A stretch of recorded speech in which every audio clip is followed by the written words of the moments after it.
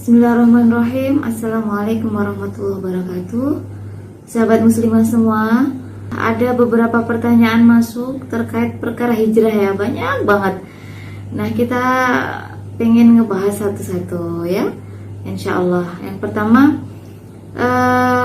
tentang mereka yang berhijrah kemudian menjadi orang yang tiba-tiba seperti seorang mufti ya, pemberi fatwa ya di sosial media ya, gampang menyesatkan, gampang menyalahkan orang lain gitu atas pendapat yang berbeda. Nah, ini jangan diikutin ya, memang demikianlah ya.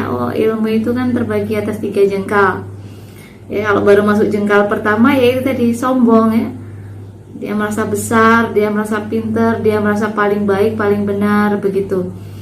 Ini jangan diikutin ya, teman-teman, adik-adik semua yang baru berhijrah ya. Ilmu itu kan begitu luasnya. Jadi teman-teman tuh harus belajar dulu, jangan banyak ngomentarin orang. Kita harus punya malu ya, malu di sini.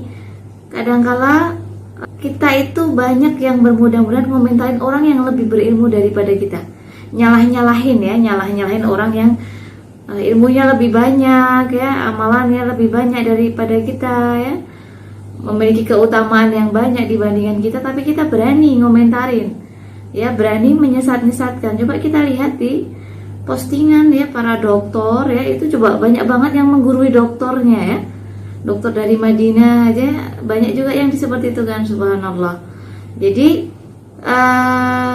kita ini terutama para muslimah ya, kalau baru berhijrah ya tahan tangannya, tahan lisannya untuk berkomentar ya. Itu adabnya dijaga ya. Baru belajar sudah, oh yang benar ini, itu salah begitu. Nah, itu sesuatu hal yang kurang tepat dan harus kita hindari.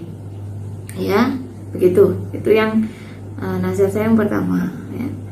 Kemudian yang kedua, kalau masih baru ngaji juga ya, itu misalnya teman-teman mau berpakaian berkudung besar, bercadar ya, pakai pakaian hitam-hitam ya, itu boleh, bagus. Hanya saja segala sesuatu itu didasari dengan ilmu, jangan ikut-ikutan ya. Al ilmu qabla al qaul wal amal, ilmu dulu sebelum bicara, sebelum berbuat. Nah, ini banyak yang teman-teman masih karena ikut-ikutan tren saja ya. Akhirnya ketika jenuh lepas, kalau hanya lepas cadar ya nggak apa-apa, kalau lepas kerudungnya ini banyak saya dapatin. Bahkan ada yang terus pakai pakaian yang sangat ketat, itu juga kita dapatin yang seperti itu. Kenapa? Karena tidak kokohnya niatnya itu tadi. Berniatlah karena Allah ya, berhijrah juga karena Allah ya, itu. Jadi jangan dengan modal ikut-ikutan. Kemudian setelah ngaji ya, tetap menjaga ukhuwah dengan saudara seiman lain yang berbeda kelompok pengajian, berbeda mazhab gitu. Jangan sampai ya teman-teman terus senyumnya hanya dengan kelompok pengajiannya sendiri. Kumpulnya juga hanya dengan kelompok pengajiannya, ini nggak benar. Salamnya gitu ya, hanya pada satu kelompok pengajian saja. Tidak, tetap jaga ukhuwah ya. Jaga ucapan yang baik, berakhlak yang baik kepada sesama begitu ya. Jangan sampai terus kita memutuskan persaudaraan hanya karena kita berbeda pendapat ya, begitu. Kemudian ya teman-teman, yang saya lihat ya di sosmed ini sekarang ini mungkin berbeda dengan zaman saya dulu ya. Sekarang kan belajarnya hanya lewat WhatsApp ya, lewat sosial media ya. Jarang yang belajar kitab ke pondok, kepada mulazamah, kepada guru, kepada ustadz secara langsung ya. Jadi ini akhirnya banyak pemahaman yang rancu. Jadi kadangkala karena namanya hanya baca di sosmed ya kan, tidak mempelajari ilmu secara taksili ya, dari bahasa gampangnya gini, runtut ya. dari SD, SMP, SMA begitu naik terus gitu. Jadi seharusnya ya kita para muslimah ya kita berhijrah ya itu tuh ya dalam mempelajari ilmu juga harus tadi berproses. Ya, kalau nggak berproses nanti kita itu jadi kadang-kala saya dapati menjadi orang yang gulu ya. Contoh hal kecil aja.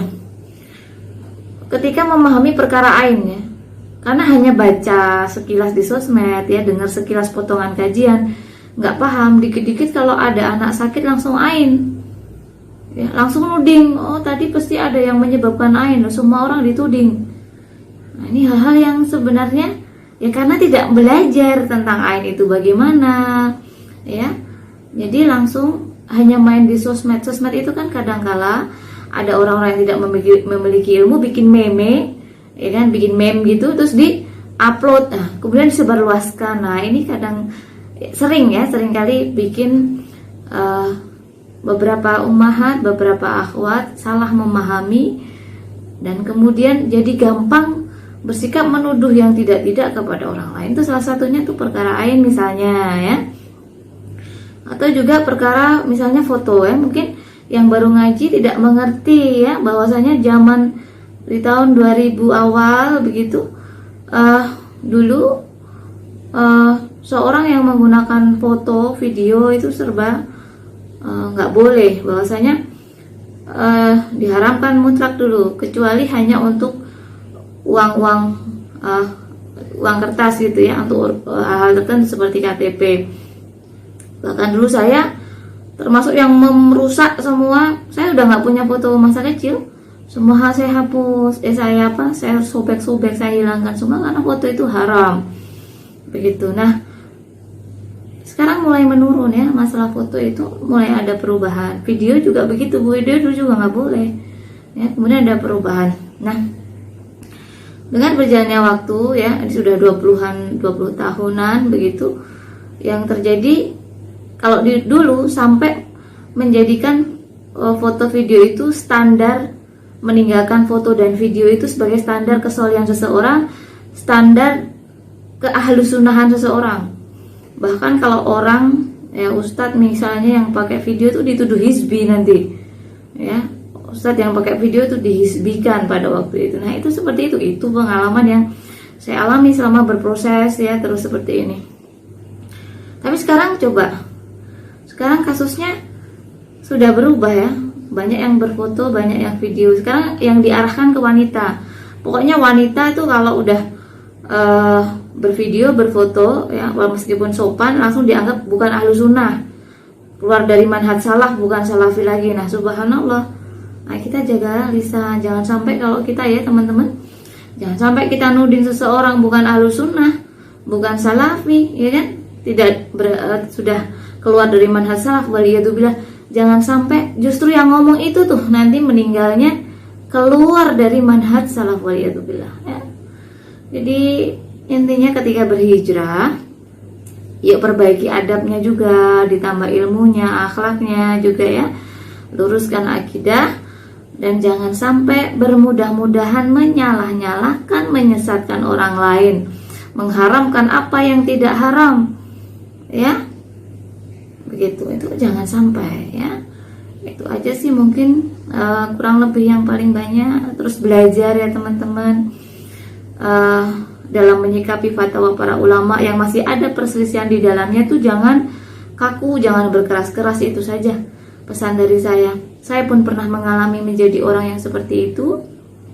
Saya harap teman-teman ya, ini udah zaman kita harus lebih semakin pinter lagi ya, banyak belajar, tambah pinter supaya tidak gampang nyalah-nyalahin orang lain. Mungkin itu saja hari ini, insya Allah. Beberapa pertanyaan lain akan kita jawab, akan saya jawab insya Allah. Barakallahu fikum. Assalamualaikum warahmatullahi wabarakatuh.